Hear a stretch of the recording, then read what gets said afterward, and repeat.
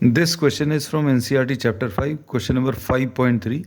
The statement of the problem says a closely wound solenoid of 800 tons n की value 800 tons है and area of cross section is 2.5 into 10 to the power of minus 4 meter square, carries a current of 3 amperes. तो current की value इसमें 3 amperes है. Explain the sense in which the solenoid acts like a bar magnet. तो इसमें भी हम लोग कहते हैं we try to draw the magnetic field lines of a current carrying solenoid. तो इसका मैग्नेटिक फील्ड लाइंस का जो पैटर्न है that is similar to a bar magnet. So these are magnetic field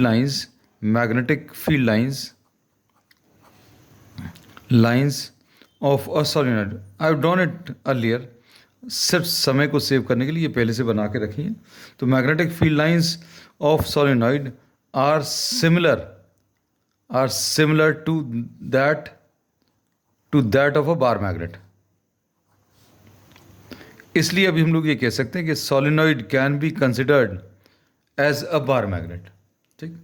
अब इसके बाद इन्होंने क्या पूछा है, what is the associated magnetic moment. हम लोगों को अब इसमें मैग्नेटिक मोमेंट कैलकुलेट करना है.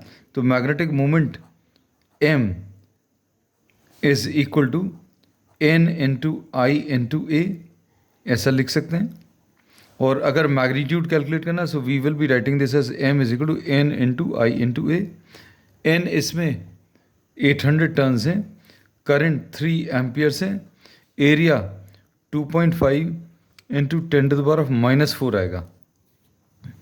अब इसको कैसा लिख सकते हैं, 8 into 2.5, this will be 8 into 2.5 will be 8 two 16, ये 20 आ जाएगा. 20 into 3 into 10 to the power of, ये 2 जीरोज़ यहाँ के और 4 जीरोज़ ये, तो 10 to the power of 2 minus 4.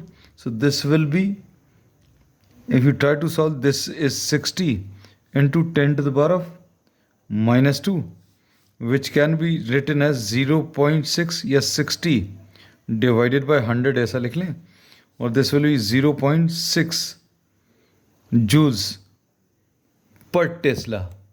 So this will be the answer to the magnetic moment.